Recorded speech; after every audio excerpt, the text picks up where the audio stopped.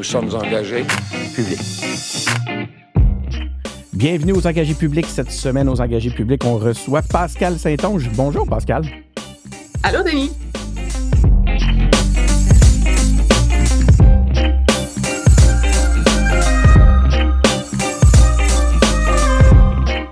Donc oui, on reçoit Pascal Saint-Onge, l'honorable Pascal Saint-Onge, député de Brome-Missisquoi, mais honorable parce que ministre du patrimoine canadien. Merci beaucoup, Pascal, d'avoir accepté notre invitation. Ben, ça me fait vraiment plaisir d'être là puis d'avoir l'occasion de jaser ensemble. On a convenu qu'on allait se tutoyer avant. Depuis un bout, je le mentionne parce que des fois, tu sais, justement, on parle de l'honorable, Pascal. Je me sentais pas d'emblée, tu sais, affranchi de pouvoir te tutoyer, mais on en a convenu, puis c'est très apprécié. Merci beaucoup. De toute façon, on s'habitue pas au titre honorable. Pascal, cette semaine, on a c'est une occasion pour nous, c'est un épisode spécial. D'habitude, on prend le temps de mieux connaître nos élus. On aura peut-être l'occasion de le faire éventuellement quand tu pourras passer à Charlesbourg, dans mon sous-sol, où je reçois tous les députés, les élus, les ministres comme ça. J'ai vraiment beaucoup de chance. Mais cette semaine, on va se concentrer là, sur les grands dossiers. On a beaucoup de choses qui sont intéressantes qu'on peut discuter. Mais quand même, avant, prendre le temps de dire que tu as fait des études littéraire, tu as fait des études en journalisme, tu es une ancienne de la presse, tu travaillais au compte publicitaire que je pouvais lire, que tu es une ancienne syndicaliste et aussi l'ancienne bassiste du groupe Mad June. Moi, je connaissais pas ça. Je suis allé en écouter ce matin. Je suis obligé de dire que c'est très bon. Ça existe encore? Ah ben merci. Non, le band n'existe plus, malheureusement. Ah. Je dirais que quand j'ai commencé à être plus impliquée à la fédération comme syndicaliste, c'était une job assez prenante et la vie de tournée se mêlait plus ou moins bien avec cette vie intense-là. À un moment donné, j'ai fait un choix, puis c'est ça qui a mis un terme un peu à la vie de notre groupe, mais on a eu à peu près 10 belles années là, à faire beaucoup de shows, des festivals, puis ça m'a permis de voir aussi c'est quoi la vie de musicien, la réalité des artistes sur le terrain, c'est pas facile, même si c'est le fun là, parce que souvent on fait ça par passion, mais c'est vraiment des métiers qui sont très difficiles et pas accessibles à tout le monde. En tout cas, j'invite les gens à aller faire une petite recherche sur YouTube. Moi, j'ai été agréablement surpris. La musique est très bonne. J'ai même un refrain là, qui me trotte dans la tête depuis ce matin. Donc, ce que je te propose, c'est comme je te disais, on va parler des grands dossiers. Ça tourne toujours autour de la culture des médias, hein, évidemment, parce que c'est les grands dossiers actuellement. Je sais que ça touche pas, c'est pas justement là-dessus. C'est pas juste, tes grands dossiers ne tournent pas tout autour de ça, mais moi, c'est ce qui m'intéresse particulièrement, puis c'est ce qui nous intéresse aux engagés publics. Puis, en fait, ce que je te propose, c'est qu'on le fasse sous forme de mise à jour, parce que là, on entend tellement de choses, on lit tellement de choses qu'à un moment donné, on a besoin de refaire un peu de ménage pour bien comprendre où on en est comme nation, comme pays, comme fédération. Puis là, tu sais, je mêle là-dedans la nation du Québec et la Fédération canadienne. Sur, par exemple, les mesures là, pour aider les médias, j'ai vu qu'il y avait un 58 millions qui avait été annoncé. Mais est-ce qu'il y a un plan? Est-ce qu'il y a des mesures précises là, qui ont été envisagées et qui peuvent nous être communiquées? Oui, bien, tu sais, je dirais que il y a deux choses. D'un côté, il y a les mesures d'aide qui ont été mises en place depuis quelques années pour aider les médias à faire face à la crise qu'ils traversent présentement, parce qu'on estime, comme gouvernement, puis je pense comme société aussi, que ça serait assez dommageable, merci, si tous nos médias se mettaient à fermer du jour au lendemain, puis qu'on n'avait plus de journalistes qui consacrent leur vie là, à faire ce travail-là. Donc, il y a des mesures d'aide en termes, entre autres, de mesures fiscales. Donc, ça touche sur tous les médias de la presse écrite. Il y a des crédits d'impôt sur la masse salariale des salles de nouvelles. Ça, c'est une chose que le Canada a mis en place, mais que le Québec aussi a mis en place. Et ce qu'on a annoncé la semaine dernière, le 58,8 millions sur 3 ans, ça, c'est le renouvellement d'une initiative pour soutenir le journalisme local. Donc, c'est plus pour les médias communautaires qui n'ont pas nécessairement toujours des journalistes à leur embauche, mais malgré tout, qui font un travail important dans les régions, dans les communautés, Okay. dans par exemple aussi les milieux de langues officielles en situation minoritaire, milieux plus culturels, ethniques, etc. Donc, ça, c'est des mesures économiques qu'on a mis en place pour aider, mais moi, en tout cas, je militais pour ça quand j'étais syndicaliste à la Fédération nationale des communications, puis On a toujours vu ça comme étant un peu des mesures intermédiaires pour soutenir les médias OK. le temps qu'on redéfinisse c'est quoi le modèle d'affaires, qu'on redéfinisse c'est quoi l'avenir pour les médias d'information dans un contexte où tout a changé avec la concurrence des géants du numérique, là, notamment sur les revenus publicitaires. Et une des choses que le gouvernement a fait dernièrement pour trouver une vitalité pour le secteur médiatique à plus long terme, ben, c'est la loi sur les nouvelles en ligne. Parce que ça force une redistribution un peu de l'argent qui vient des recettes publicitaires entre les plus grandes plateformes et les médias. C'est ce qui a amené à une entente avec Google, entre autres, hein, c'est ça? Exactement. Puis cette entente-là est survenue au mois de décembre dernier. Et Google, présentement, est dans le processus de négocier avec les médias canadiens. Mais ce qu'on sait, c'est que ça va être 100 millions de revenus additionnels qui vont se retrouver entre les mains des médias canadiens. On aura l'occasion aussi de rediscuter de Meta à travers tout ça parce que je pense que la situation est très différente de ce côté-là. Déjà, je suis content d'entendre que la mesure est dirigée vers les petits médias. Je pense qu'il y a un besoin criant de ce côté-là. Puis c'est intéressant de voir que c'est ce qui est considéré. Une des questions que j'avais, puis c'est drôle parce que j'ai eu une discussion avec Mathieu Lacombe, dans une autre entrevue d'ailleurs, chers auditeurs, que vous pouvez aller écouter sur nos plateformes. Puis on se demandait, et puis ça n'avait pas l'air clair pour Mathieu quand j'en parlais avec lui, à savoir comment les négociations... Bon, là, je sais qu'il y a un 100 millions qui a été promis par Google. La première des choses, on se demandait, est-ce que c'est un montant supplémentaire ou c'est une entente c'est un montant qui se soustrait en réalité à une entente déjà existante, le 100 millions avec Google? Parce que je sais qu'il y avait déjà des ententes avec Google. Ouais, en fait, ce qui va arriver, c'est que les ententes qui existent vont se poursuivre jusqu'à la fin de ces ententes-là qui étaient déjà déterminées. Et ça va éventuellement être remplacé là, par l'autre entente, OK, ça le 100 remplace. millions de dollars. Oui, mais par contre, ils mettent pas un terme aux ententes qui existaient présentement. Donc, ces ententes-là se poursuivent, puis il y a des négociations là pour l'ensemble de l'œuvre. Parce que nous, d'un point de vue du côté du gouvernement, là, ce que Google voulait savoir, c'est combien ça va lui coûter. Il y avait besoin de prévisibilité et aussi de savoir avec qui il devait négocier parce qu'il y a des centaines, voire des milliers de médias au Canada. Puis tous ces médias-là ont le droit d'être assis à la table de discussion. Puis Google voulait s'assurer de ne pas avoir des centaines de négociations en parallèle en même temps. Fait que ce qu'on a décidé, c'est de s'entendre sur un montant au niveau de la valeur monétaire qui va être versée. Puis c'est un montant qui est connu publiquement, hein, fait que ça fait aussi école à travers le monde. Parce que partout ailleurs dans le monde, les ententes que Google a avec les médias, c'est pas transparent, on ne sait pas exactement combien qui est versé. Et aussi, ça, c'est vraiment la portion monétaire. Donc, c'est 100 millions de dollars par année qui va être indexé au coût de la vie. Et le reste des négociations qu'il va y avoir, c'est entre autres sur toutes les ententes non monétaires qui peuvent survenir entre Google et les médias, par exemple sur des outils, sur des partenariats au niveau de la publicité, sur toutes sortes de choses que Google a l'habitude d'offrir aux divers médias. Mais ça regarde pas vraiment, on voulait pas inclure ça dans l'entente. Donc ça fait partie des négociations qui ont lieu présentement avec l'ensemble du secteur médiatique au Canada. Puis à ce moment-là, donc, là, est-ce qu'on peut être plus précis sur la façon dont ça sera négocié? Parce que je me demandais, les petits, justement, on en parlait il y a 2 minutes, comment les petits vont faire pour justement se faire porter leur voix auprès de Google? C'est pas, comme tu viens de le dire, Google ne voulait pas faire ça, hein, parler à tout le monde de façon indépendante. Comment, à ce moment-là, ça va pouvoir se rendre jusqu'au tout petit, cette réalité-là, mais surtout ces sommes-là, si c'est possible? Oui, il y a une obligation dans la loi que tous les médias qui lèvent la main, qui sont couverts par la loi, donc qui sont reconnus comme étant des médias vraiment d'information, qui ont des journalistes en leur embauche, qui produisent du contenu, etc. Tous ceux qui lèvent la main, il y a une obligation d'être représentés dans le cadre du collectif et donc de recevoir une part de l'entente avec Google. Puis c'est un montant qui est redistribué en fonction du nombre de journalistes.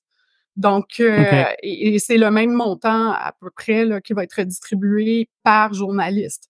Donc, ça, c'est super pour les plus petits médias parce que souvent, les salaires qui sont offerts dans les plus petits médias sont un petit peu moins élevés, mais la compensation qu'ils vont recevoir de Google est la même que les grandes salles de nouvelles par journaliste. Donc ça, c'est très avantageux. Puis c'était vraiment dans cette optique-là qu'on voulait que la loi aussi puisse être favorable aux plus petits médias dans les régions puis partout à travers le Canada.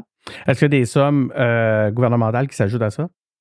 Oui, parce qu'il y a des mesures d'aide là, qui sont en place présentement, comme les crédits d'impôt sur la masse salariale. Ça, c'est du côté des salles de nouvelles, de la presse écrite. Il y a, comme on disait plus tôt, le fonds, l'initiative pour le journalisme local.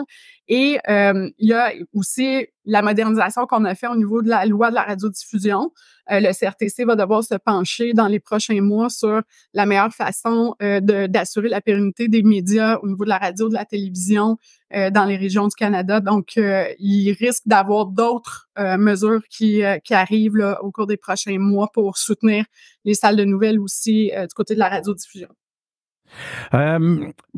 J'ai parlé tantôt de Meta, dossier qui semble pas être aussi simple. On en est où avec ce dossier-là? Hein? Je te le disais tantôt, ça va être une entrevue mise au point. Ça aussi, on a un peu perdu le fil. On lit des choses en Australie, on lit des choses ici. Là, ils ont restreint certains contenus à teneur politique depuis une semaine ou deux. On ne sait plus trop sur quel pied danser avec Meta. Y a-tu espoir un jour d'avoir une entente et d'avoir une entente favorable entre Meta et les médias canadiens? Ben franchement, je pense pas que ça va, que ces ententes-là vont survenir de leur plein gré. Ils ont démontré qu'ils n'ont pas d'intérêt à négocier. Puis aussi, je pense que la chose contre quoi Meta lutte présentement, c'est contre la responsabilité de leurs produits. Hein, c'est ce que je pensais plus aussi. largement. Et les impacts de leurs produits, parce qu'ils sont poursuivis à plusieurs endroits dans le monde, notamment sur les impacts que ça a sur les enfants. On a vu, même en Ontario, là, ici, des commissions scolaires qui s'unissent pour les poursuivre. Bref, ils font face à une suite de poursuites partout à travers le monde parce que de plus en plus, on s'aperçoit que les plateformes en ligne, c'est des produits comme les autres, qui doivent être réglementés et encadrés, puis eux, ils s'opposent à ça de façon très vigoureuse. Et, tu sais, par exemple, les jouets pour les enfants, on s'assure qu'il n'y a pas de matière toxique, on s'assure que les indications pour les âges appropriés sont bien indiquées, etc., etc. Puis c'est tout ça que présentement les États cherchent à encadrer au niveau des plateformes. Et Meta est en lutte contre ça. Mais ce qu'on va voir avec la loi sur les nouvelles en ligne, c'est deux choses au cours des prochains mois. Premièrement, il y a des médias qui ont déposé une plainte au Bureau de la concurrence, qui a maintenant des nouveaux pouvoirs avec une loi qui a été adoptée là, pour élargir les pouvoirs du Bureau de la concurrence au Canada, notamment sur la question des épiciers, mais ça va aussi, je pense, être très utile dans le cas des géants du numérique. Donc ça, on va voir qu'est-ce que le Bureau de la concurrence va dire. Puis aux États-Unis aussi, il y a des gros recours au niveau de la compétition, notamment contre Google, à cause que, bon, ils ont des ententes d'exclusivité avec Apple, etc. Donc ça aussi, c'est un autre enjeu sur lesquels ces grosses entreprises-là, globales, mondialisées, il y a beaucoup d'intérêt là, du côté des États, fait qu'au Canada aussi. Et il y a aussi le CRTC sur la mise en œuvre de la loi sur les nouvelles en ligne qui va devoir se pencher. Est-ce que la loi s'applique à Meta même s'ils souhaitent s'y soustraire? Et ça, ils vont devoir trancher là-dessus au cours des prochains mois. Donc, ils ont choisi, face à la responsabilisation, je vais dire à la responsabilité, ils ont choisi carrément de se retirer de des grands pans. Oui. Oui, puis tu sais, moi, je pense que ce qu'il faut lire là, il y a deux choses. C'est que premièrement, puis on le voit en Australie, là, ils ont décidé de pas renouveler les ententes. Ils ont enlevé les onglets de nouvelles en Europe, aux États-Unis, puis partout, ils ont restreint beaucoup l'accès à l'information. Ils disaient avant que ça pouvait être entre 10 et 9 % par exemple, du contenu qu'on retrouvait sur nos fils d'actualité qui était du contenu d'information. Dans tous les pays aujourd'hui, c'est en bas du 3 %. Donc, ce que ça indique, c'est que c'est une plateforme qui veut pas être considérée comme un éditeur parce qu'il y a des responsabilités civiques qui viennent avec le fait d'être un éditeur. On peut être poursuivi pour le contenu qu'on retrouve. Ça, c'est une chose. Et l'autre chose, c'est que c'est ça, ils veulent absolument pas être tenus responsables de ce qu'on trouve sur leur plateforme. Et je pense qu'au niveau du modèle d'affaires aussi, faut pas être non plus naïf. Le fait que Elon Musk a racheté Twitter, qui est devenu X, qu'on a vu un changement profond au niveau du type de contenu qu'on retrouve sur cette plateforme-là, puis de la façon même pour la plateforme là, pas de légiférer, mais d'encadrer, je dirais, là, le contenu et de modérer les contenus. Ça a complètement changé. Donc, je pense que Facebook réagit à ça aussi. Puis de l'autre côté, par rapport à TikTok, Facebook mise beaucoup plus maintenant sur des courtes vidéos. Donc, il y a des réalités qui concernent plus profondément, je pense, leur avenir en termes de modèle d'affaires puis de pertinence comme plateforme.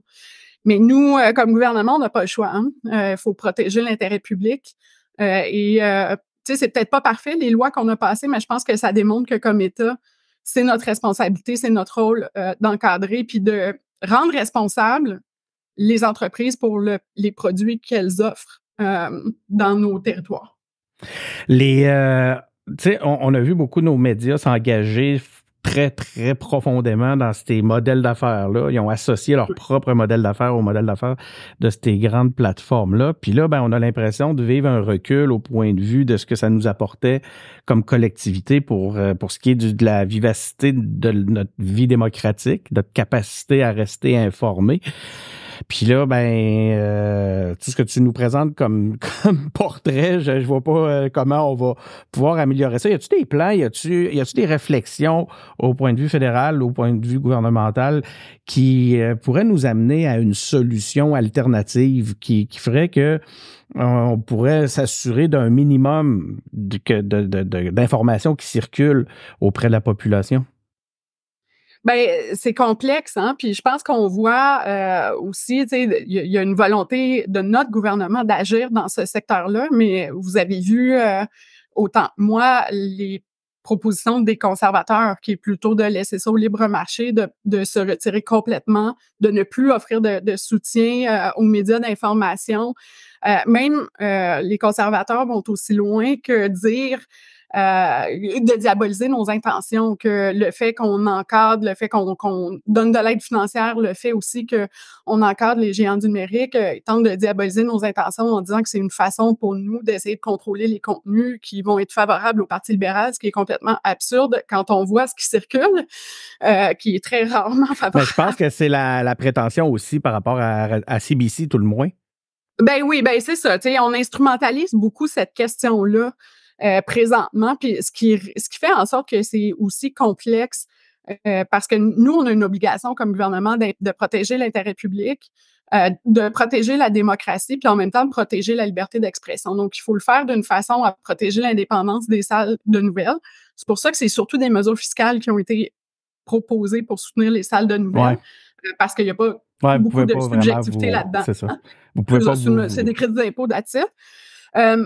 Mais on fait face à ce courant-là très libertarien et je pense qu'on doit se poser des questions aussi quand il y a des partis qui tiennent ces propos-là parce qu'on le voit aussi que c'est possible de se servir des outils technologiques pour faire de la propagande, pour abolir le rôle journalistique ou en tout cas le minimiser, le mettre en péril. Donc, moi, je trouve ça très, très périlleux. Fait que oui, comme gouvernement, on se pose de grandes questions sur l'avenir des médias, sur qu'est-ce qu'on doit faire, mais je pense que le secteur a aussi un travail à faire en ce sens-là. Les solutions doivent venir du secteur, ça ne peut pas que venir du gouvernement. Mais par contre, on reste très à l'affût. Puis surtout, je pense que c'est une question qui va se propulser à l'international. Parce que c'est tous les pays démocratiques qui font face à ces enjeux-là. C'est tous les pays démocratiques aussi qui font face à une crise un petit peu au niveau de la démocratie puis de la confiance envers les institutions. Et donc, c'est pas juste le Canada, je pense, qui va réussir à régler tout ça, mais c'est avec une concertation internationale. Et moi, je vois dans l'intelligence artificielle une opportunité. Parce que la menace au niveau de l'intelligence artificielle, elle est beaucoup plus claire pour les citoyens. Parce que là, c'est notre vie privée, c'est notre identité, c'est notre propriété intellectuelle, c'est notre capacité aussi de savoir ce qui est vrai et faux, qui est remis en question. Et je pense que là, c'est beaucoup plus clair pourquoi les gouvernements doivent légiférer et encadrer. Ben oui. Fait que je pense que ça va nous permettre de franchir une autre étape. On l'a vécu là avec les médias sociaux. On a tout un cycle qui nous amène, qui est riche d'apprentissage. On a abandonné justement, je le disais tantôt, le contrôle des modèles d'affaires. On s'est engagé en très confiant avec ces partenaires privés là.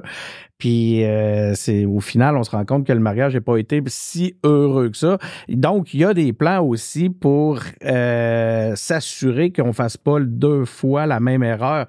Que les erreurs se répètent, hein, c'est tout le temps des cycles, avec cette fois-ci l'intelligence artificielle.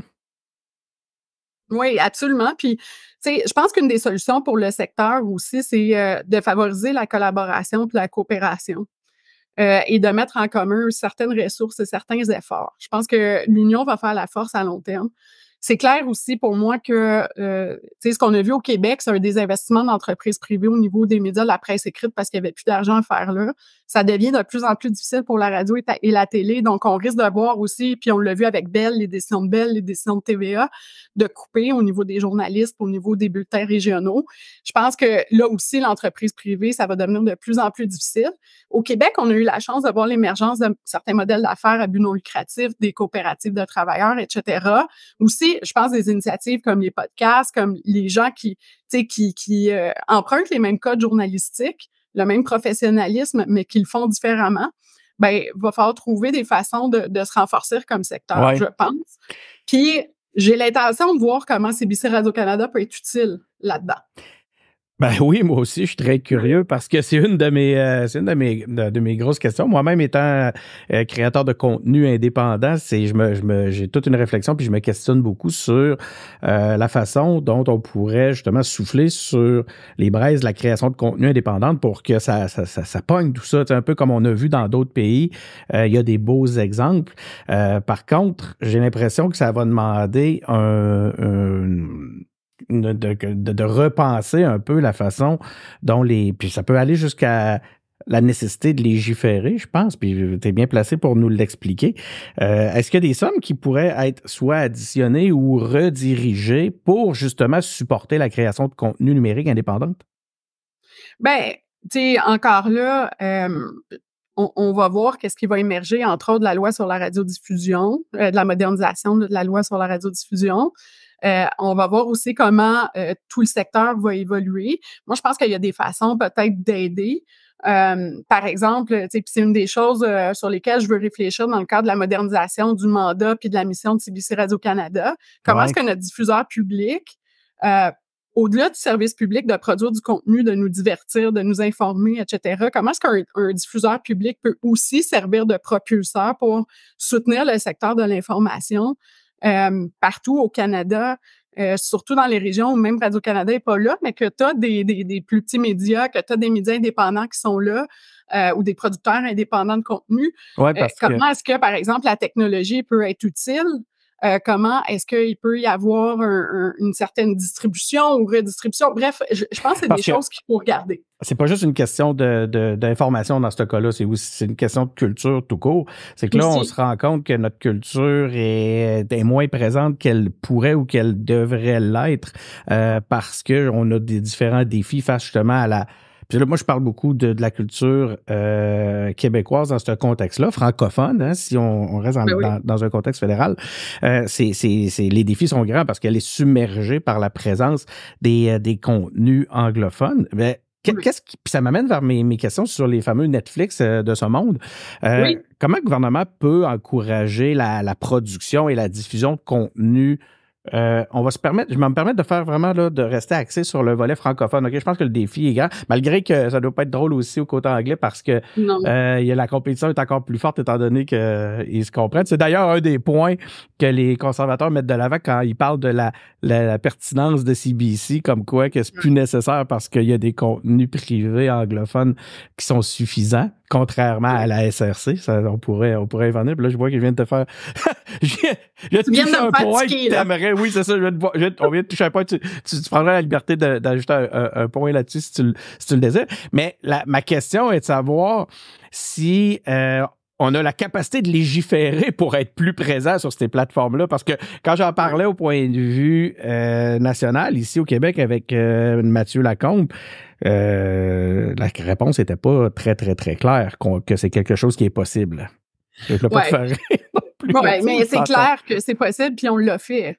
Parce que quand je parle de la modernisation de la loi sur la diffusion continue en ligne, là, c'est justement à ça qu'on touche. On touche à la souveraineté culturelle qui est québécoise, mais aussi canadienne, puis le fait français aussi, parce qu'on l'a mis très haut dans les priorités pour la modernisation de ce cadre législatif-là. C'est le cadre, tu sais, quand je parle de la loi sur la radiodiffusion, là, juste pour que ce soit clair pour tout le monde, c'est la loi qui a fait en sorte que sur nos radios puis nos télés, on a eu accès à du contenu francophone, à de la musique francophone, à des téléséries francophones.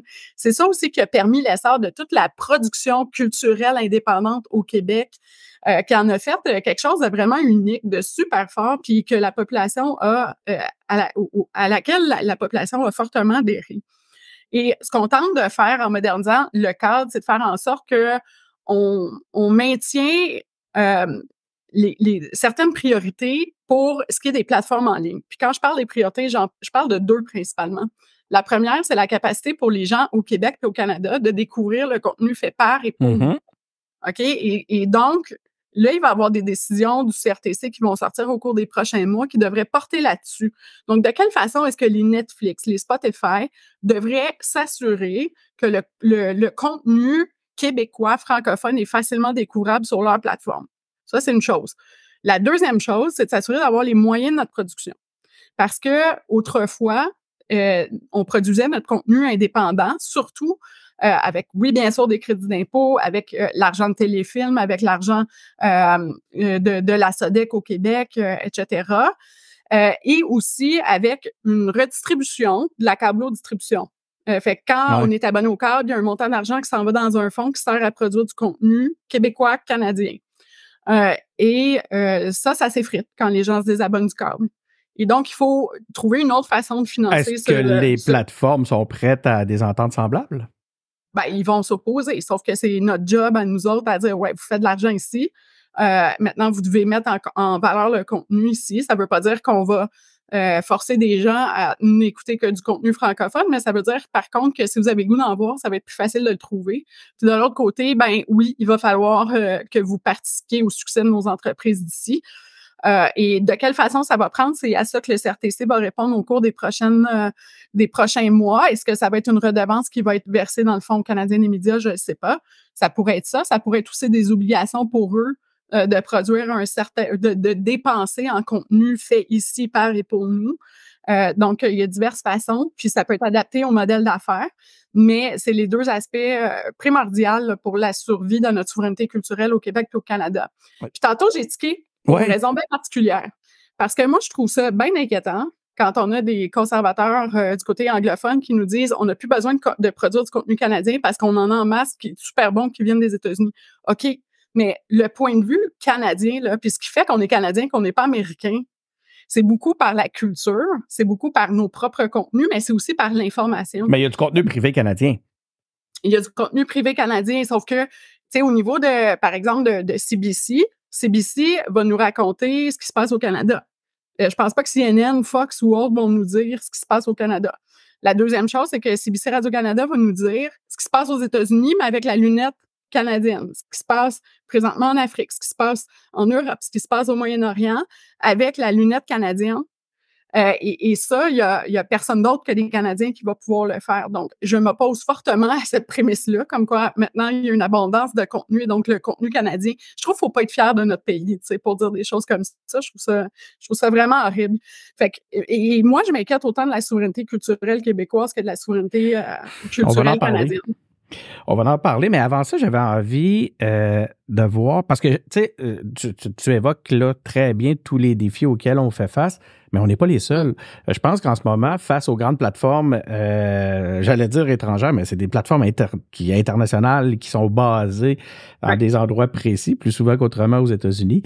Tous les pays ont ce défi-là. C'est quoi en ce moment les partenariats, la collaboration internationale du Canada pour justement se présenter en bloc face à ces défis-là, devant ces défis-là? Ben, pour revenir d'abord à la prémisse, je pense que pour bien comprendre l'enjeu, là, tu sais, quand on a signé des accords de libre-échange avec tous les pays, c'était pour enlever les barrières au commerce. C'était pour que nos entreprises canadiennes puissent avoir accès à des marchés étrangers et vice-versa. Là, on se retrouve dans la situation inverse, où on a des entreprises qui sont au-dessus, en quelque part, des gouvernements qui font affaire dans tous les pays. Et là, ce que les pays veulent faire, c'est mettre des cadres et des lois pour que ça serve l'intérêt public aussi, puis pour que ça serve aussi les intérêts économiques de nos pays. Fait qu'on est comme dans la situation inverse. Fait que je dirais que la coopération internationale a été un petit peu plus lente. Et c'est pour ça, tantôt, que je parlais de l'opportunité de l'intelligence artificielle, parce que c'est un péril qui guette tout le monde. Et ça, c'est peu importe qu'on soit un pays démocratique ou pas.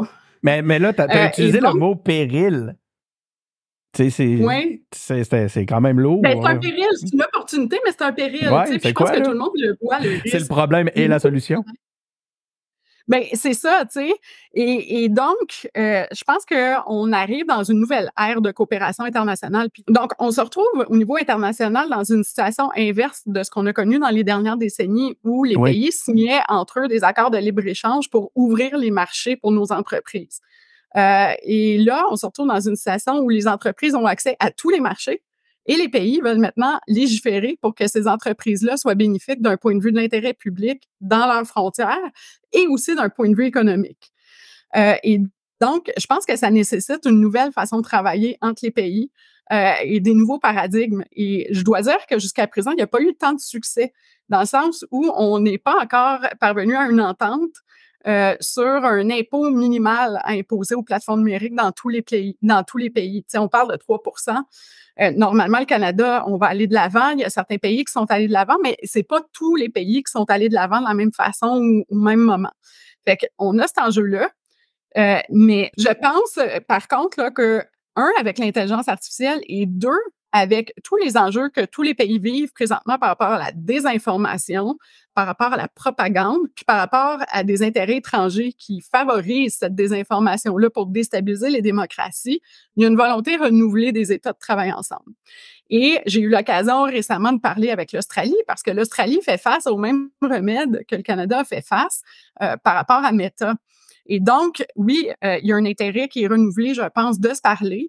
Et certainement, moi, quand je vais avoir mes rencontres avec mes vis-à-vis des pays du G7, c'est un point que je vais soulever dans nos prochaines rencontres des ministres de la Culture du G7 en Italie, puis en 2025 au Canada. Il va falloir qu'on travaille ensemble de façon beaucoup plus concertée. On parle de collaboration internationale, mais il y a aussi la collaboration ici avec le Québec. Ça n'a pas toujours l'air simple. On a l'impression des fois que les décisions sont apprises, que les décisions sont apprises où on est mis face au fait accompli directement dans les médias. C'est ce que nous disait le ministre de la Culture et des Communications du Québec. Des fois, il aimerait que la communication soit peut-être un petit peu plus bilatérale. Comment ça va? Est-ce que c'est possible de développer une pratique du fédéralisme qui respecte la souveraineté culturelle du Québec? Ben oui, je pense que les conversations sont toujours ouvertes. Et mais moi, on parle de discussion proactive, là, que l'information se rende avant qu'elle soit annoncée. Oui, ben écoutez, moi, je suis québécoise. Hein? Puis quand j'interviens dans des dossiers, je le fais avec une lunette qui est québécoise, puis avec la lunette aussi de la protection de la souveraineté culturelle québécoise. Donc, mais les relations avec le Québec, pour moi, c'est super important. Et on doit le faire chacun dans nos champs de compétences. Donc, quand on parle de loi, évidemment, il faut qu'on présente les lois dans la façon habituelle au niveau du Parlement canadien. Mais le Québec est toujours invité à intervenir sur les lois ou à intervenir au CRTC quand il y a des modifications des cadres réglementaires. Et le Québec le fait de façon régulière. Ce qui est encore plus important, c'est que ces audiences-là sont ouvertes aussi aux intervenants de la culture. Donc, pas juste au gouvernement, mais aux gens. Allez-y. On encourage tous les créateurs, là. C'est quand ça va être le moment de se faire entendre, allez-y. Ben c'est ça, exactement. Il y a des audiences exactement pour ça. C'est pour ça que je suis toujours ambivalente quand on me dit ça, parce que, je veux dire, les processus législatifs ou les processus réglementaires sont ouverts. Et les gens ont le temps de se faire entendre et d'exprimer leurs préoccupations. Donc, mais je suis toujours ouverte à trouver des nouveaux mécanismes, puis je comprends la préoccupation du Québec, je la vis aussi. C'est que, tu sais, je pense que c'est une réalité où on cherche un partenariat nation à nation, pas une possibilité d'aller s'asseoir avec les autres qui sont, tu sais, la chaise est là, viens t'asseoir. Tu sais, c'est plus, je pense que c'est plus dans un contexte de collaboration, là, nation à nation. Merci beaucoup, Pascal. Mais on se parle régulièrement, hein, Mathieu. Oui, je laisse l'impression, là, que c'est, que c'est pire que c'est, là, mais j'entends je lis entre les lignes, disons-le comme ça. Je lis entre les lignes des fois quand j'entends les propos, puis j'ai cette chance-là, moi, de parler à des ministres, à des députés, puis tout ça, fait que c'est intéressant, ça me permet des fois de faire des ponts comme ça d'une entrevue à l'autre. On tient tout le temps qu'on avait, Pascal, je te remercie, ça serait tellement le fun, là, qu'à un moment donné, que tu passes à Québec, qu'on le fasse en studio. Là, on a eu plein de problèmes techniques en plus, ça apparaîtra pas, là, chers auditeurs, vous allez vous demander pourquoi soudainement mon décor a changé, tout ça. Ça a été un cauchemar pour moi, ça, alors que j'avais une super belle opportunité avec Pascal Saint-Onge. Si tu passes à Québec à un moment donné, viens nous voir en studio, ça serait super apprécié. J'aimerais parler du CRTC, parce que le mot modernisation, moi, m'intéresse particulièrement dans ce contexte-là. Mm-hmm. Ouais. Donc, merci, tout simplement. Ça va me faire plaisir, puis c'est... la prochaine fois que je viens à Québec, je te promets, je passe dans tout ça. Yes! Fait comme ça, on va dire ça à Ariane, là, qui est là, qui nous regarde, puis qui a hâte qu'on termine parce que le temps file. Donc, merci beaucoup encore une fois. Merci à vous, chers auditeurs, d'avoir été présents. Des capsules comme celle-là, des entrevues comme celle-là, vous le savez, on en a une panoplie. On en a sur nos plateformes YouTube, Facebook, Apple Podcasts, Google Podcasts, mais on en a aussi sur nos plateformes québécoises. C'est aussi disponible. C'est distribué sur Cube Radio et aussi télédiffusé le week-end, le samedi à 8h et le dimanche à 15h sur justement l'antenne de Cube Télé. Donc, c'est Denis Martel qui est au micro. Encore une fois, merci d'avoir été à l'écoute et on se retrouve pour un prochain épisode.